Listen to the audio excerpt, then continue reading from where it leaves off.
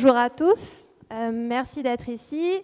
Je suis contente d'être ici pour vous présenter mes travaux qui portent donc sur la valorisation industrielle d'un procédé de production de larves de mouches soldats noirs par bioconversion de déchets agricoles et agro-industriels pour l'alimentation animale. Alors je sais que ça fait beaucoup, mais ne vous inquiétez pas, je vais vous aider à y voir plus clair. Donc ces travaux s'inscrivent dans le cadre du programme Raopura d'économie circulaire qui est cofinancé par la délégation à la recherche. Alors, la star de cette présentation, la voici. Il s'agit de la mouche soldat noire, ou Black Soldier Fly en anglais, qu'on désignera par l'acronyme BSF. Pour vous la présenter rapidement, c'est une mouche qui est originaire du sud des États-Unis, mais qu'on retrouve aujourd'hui dans les régions tropicales et tempérées chaudes du monde. Elle est naturellement présente et abondante ici en Polynésie française. Il est important de noter que c'est une mouche qui n'est pas considérée comme un parasite, dans le sens où elle ne pique pas, ne mord pas, n'est pas envahissante ni source de nuisance et surtout n'est pas considérée comme un vecteur de maladie. Donc si aujourd'hui la BSF est considérée comme une biotechnologie innovante, c'est pour les capacités de bioconversion de sa larve.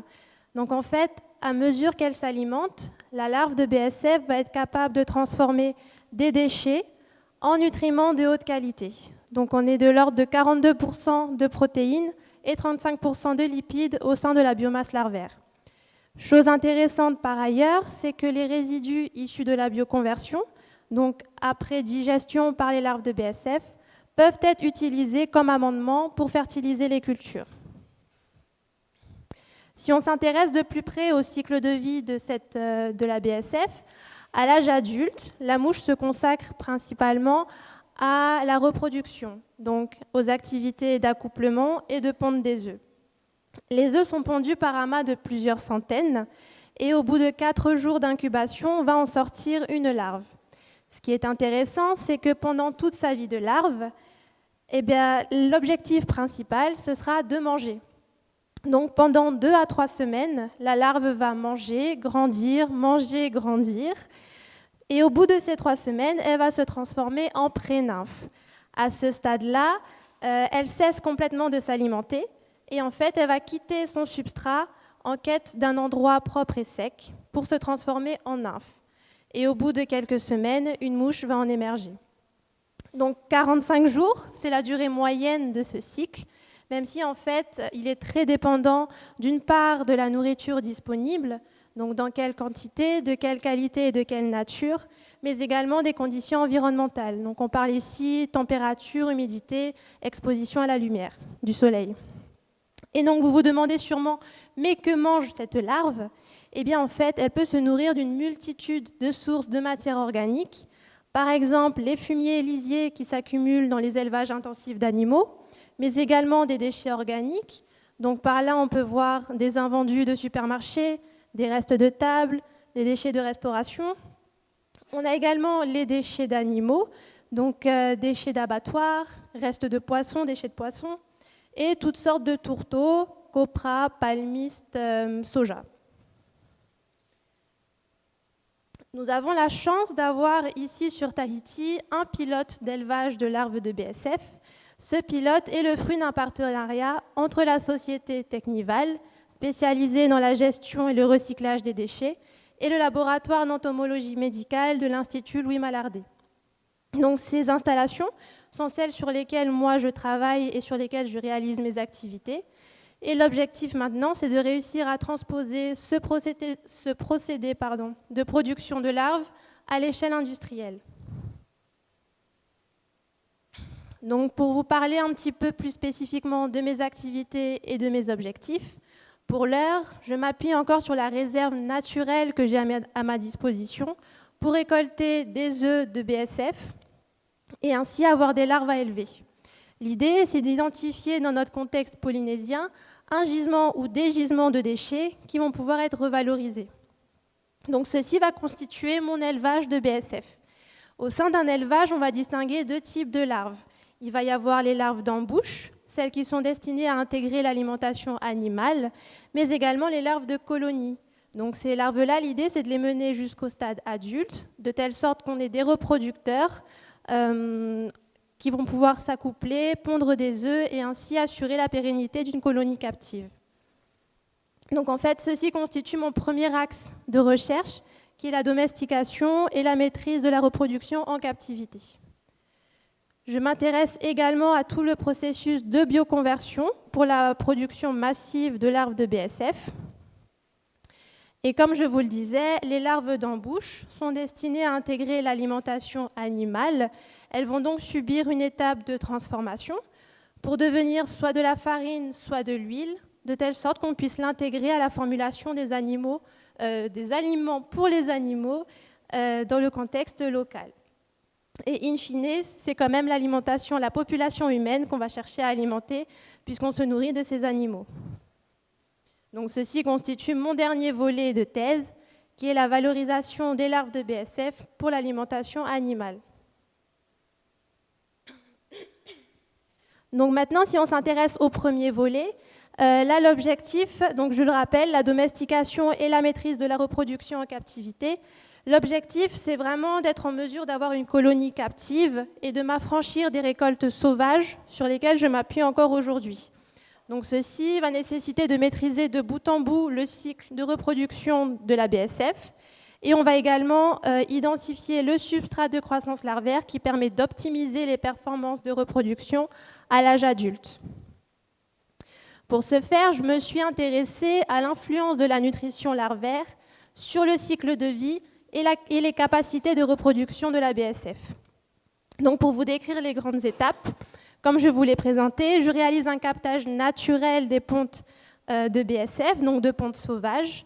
Ces pontes sont mises en nurserie, donc pendant la durée d'incubation des œufs et pendant les premiers jours de la larve. Et puis les larves vont être élevées sur différents types de substrats.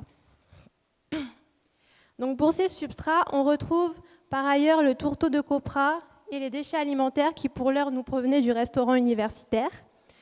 Et les résultats vont être confrontés à ceux de standards qu'on retrouve dans la littérature scientifique, c'est-à-dire un mélange à base de céréales ainsi que des aliments pour poules pondeuses. L'idée, c'est donc d'élever ces larves sur nos différents substrats, de les mener jusqu'à l'âge adulte, de les libérer dans des volières, de telle sorte qu'on puisse étudier les capacités de reproduction. Donc on va s'intéresser notamment à la longévité des adultes et au suivi des pontes en captivité. En termes de résultats, le graphique vous présente la masse cumulée des pontes en fonction des différents substrats de croissance larvaire, donc pontes en captivité. Donc ce qu'on peut déjà noter, c'est que les performances de ponte sont très sensibles aux substrats de croissance larvaire. Le tourteau de copra s'est montré relativement peu performant, contrairement à l'aliment pour poules pondeuses qui a commencé à donner des taux de ponte importants. Et même si finalement, ce sont les déchets alimentaires du restaurant universitaire qui nous ont permis de maximiser les pontes en captivité. Donc on est de 12 à 14 jours en longévité adulte en captivité. Et comme je vous le disais, les déchets alimentaires se présentent comme un substrat idéal pour la reproduction. Maintenant, nous sommes confrontés à un nouveau challenge, parce que même si nous avons réussi à maximiser les pontes en captivité, ces œufs ont un taux d'éclosion très très variable, ce qui pour l'instant ne nous permet pas de transférer à l'échelle industrielle notre pilote. Donc c'est le prochain challenge qu'on souhaite relever. Et donc pour ça, je vais identifier là où les causes de ce taux d'éclosion variable. Je vais m'intéresser d'une part au taux d'insémination des femelles par des dissections et j'aimerais également m'affranchir des conditions environnementales auxquelles je suis encore soumise et ceci implique de réaliser des essais de captivité dans un environnement contrôlé. Voilà pour cette première partie. Si maintenant on s'intéresse au second volet, la bioconversion pour la production de masse, là on s'intéresse véritablement aux larves d'embouche. Donc de la même façon, on va chercher à identifier dans notre contexte polynésien un gisement ou des gisements à valoriser et nous allons mesurer les performances de croissance et de bioconversion de nos larves sur ces gisements. Donc l'approche est sensiblement la même. Nous faisons un captage naturel des pontes qui sont mises en nurserie et ensuite on va faire l'élevage sur les différents substrats et s'intéresser aux performances de croissance. Donc là, contrairement à la partie précédente, on s'intéresse vraiment aux croissances des larves et non plus des adultes. Donc, dans les substrats, on retrouve le tourteau de copra et les déchets alimentaires du restaurant universitaire. Et on s'intéresse aux performances de croissance et de bioconversion. Donc, pour la croissance, on s'appuie sur des mesures de poids et de taille au cours de la croissance larvaire. Donc, ce que je vous présente ici, ce graphique représente l'évolution de la taille moyenne des larves en fonction de leur âge pour les deux substrats d'étude, donc le tourteau de copra et les déchets alimentaires du restaurant universitaire. Et ce qu'on a pu déjà noter, c'est que la croissance est plus rapide et également plus importante avec les déchets alimentaires du restaurant universitaire. Pour les paramètres de bioconversion, ce sont des résultats qui sont encore en cours d'analyse et que je pourrai donc vous présenter prochainement. Donc là, l'idée maintenant, c'est de réussir à déterminer le profil nutritionnel des larves en fonction des substrats de croissance larvaire et de comparer ces profils aux besoins des filières visées. Donc les filières visées, les filières de l'alimentation animale. Ce qui fait la transition avec ma troisième et dernière partie, la valorisation des larves de BSF pour l'alimentation animale. Donc pour ce volet, nous avons identifié 3 filières d'intérêt. Je vais commencer par l'aviculture. Avec la société Technival, nous avons remporté un appel à projet dans le cadre du programme Protège et nous avons obtenu un financement pour développer un kit et son guide. Le kit, l'idée, c'est qu'on puisse installer au sein d'une exploitation chez un aviculteur ce kit pour qu'il puisse élever des larves de BSF à partir des déchets de son exploitation. L'idée ensuite, c'est qu'il puisse récupérer les larves de BSF pour les inclure dans l'alimentation de ses poules pondeuses. Donc c'est un projet qui a déjà démarré. Les kits sont à laisser au sein des exploitations.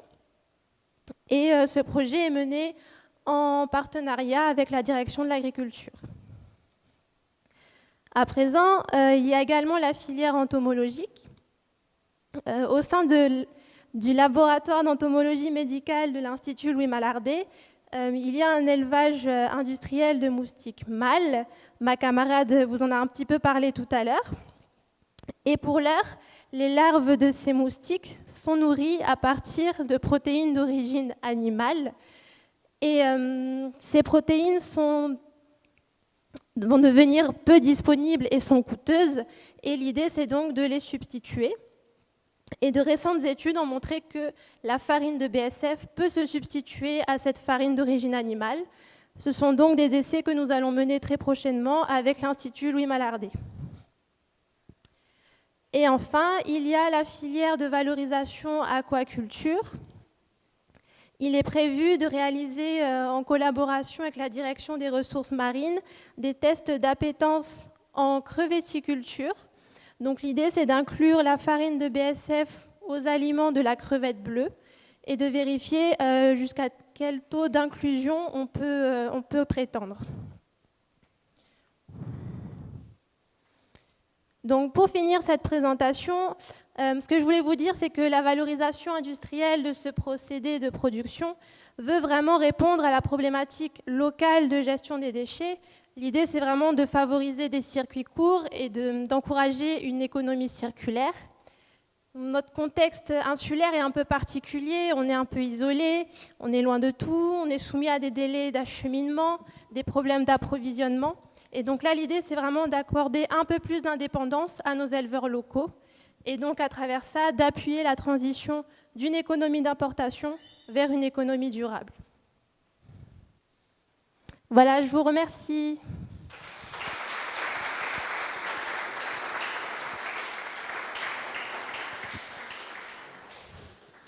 Merci Jade d'avoir parfaitement tenu les délais. Alors je me tourne vers les membres du jury. Y a-t-il des questions ?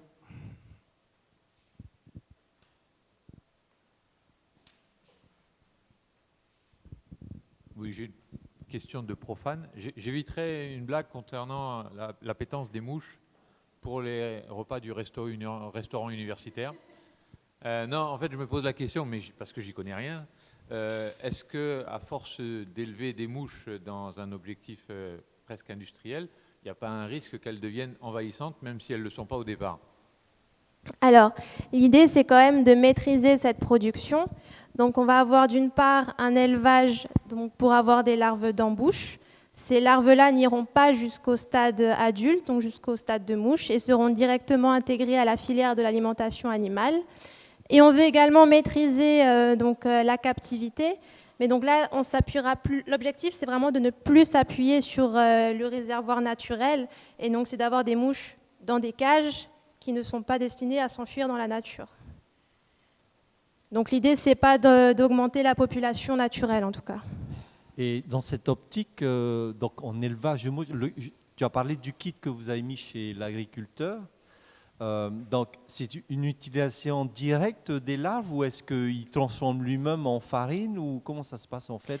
Non, et deuxième question, c'est en termes de rendement finalement, est-ce que c'est viable? C'est-à-dire, est-ce qu'il arrivera à produire assez de larves pour nourrir ses poules en fait? Alors, l'idée avec ce kit, c'est vraiment juste de produire la matière première sans subir de transformation. Et pour la seconde question, pour l'instant, la capacité de production du kit est relativement limitée pour alimenter tout un cheptel.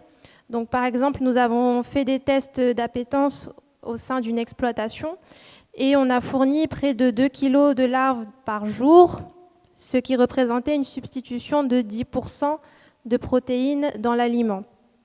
Donc un kit ne sera pas suffisant pour qu'un éleveur soit complètement autonome, mais ça peut contribuer à compléter en cas de carence.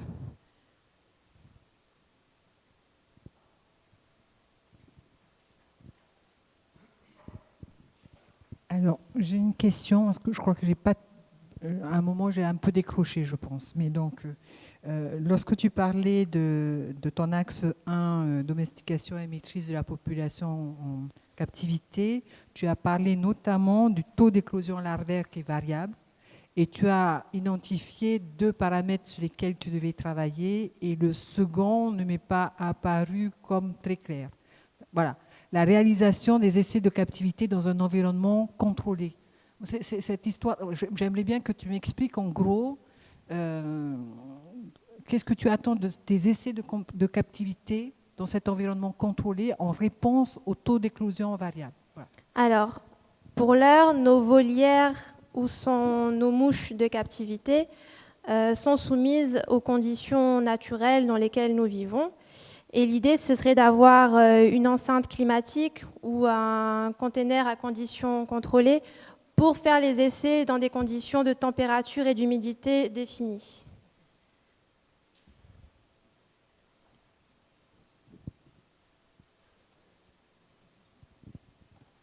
Tu parlais du test d'appétence chez les poules.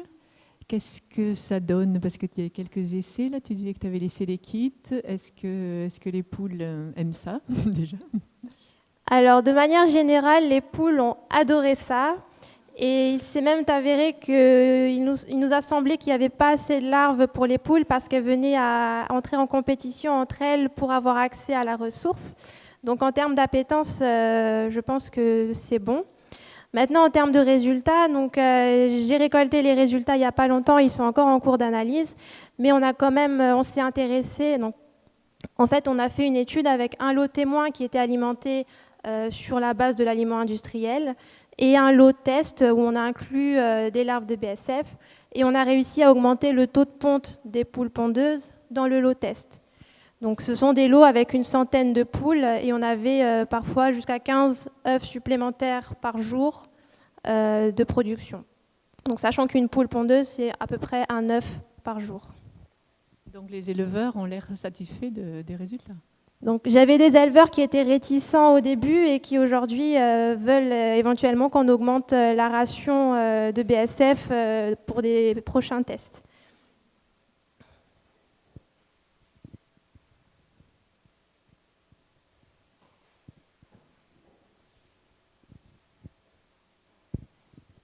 Merci. Donc je vais te poser une dernière question. tu n'as pas fait de comparaison avec, alors peut-être que c'est pas opportun, hein, mais avec la mouche commune, l'asticot vulgaire. Qu'est-ce que ça donnerait, si tu veux, si tu suivais le même processus avec la mouche commune et l'asticot vulgaire? Est-ce que tu peux en 2-3 mots nous quantifier la différence, hein, les différences que tu observerais si tu utilisais une mouche quelconque? Enfin, la mouche ordinaire, je sais pas, je ne connais pas son nom scientifique, hein, mais je suppose qu'elle en a un. Alors, il y a la mouche domestique qui n'a pas forcément les mêmes capacités de bioconversion de la larve de BSF. Donc, après, l'avantage de cette larve, c'est vraiment qu'on va transformer du déchet en ressources. Et en plus, on récupère du compost également. Donc, les autres mouches, on n'a pas ce même avantage on va avoir un déchet et puis en sortie presque 2 ressources, en fait. Après, en termes de qualité nutritive, la mouche domestique, je ne saurais pas dire quels sont les taux de protéines dedans. En tout cas, les asticots intéressent les poissons, hein, puisque les Ça, c'est pêcheurs sûr, utilisent. oui. Mais bon, voilà. Après, pour un élevage, je pense que ce serait un peu plus difficile parce que la mouche domestique, ça nous arrive qu'elle contamine nos bacs et tout de suite, c'est des très mauvaises odeurs, c'est de la décomposition qui va dégager des émissions qui ne sont pas forcément bonnes pour la santé humaine. D'accord, donc elle est plus sale. Oui. Ok, merci. Merci. Je crois qu'on peut l'applaudir.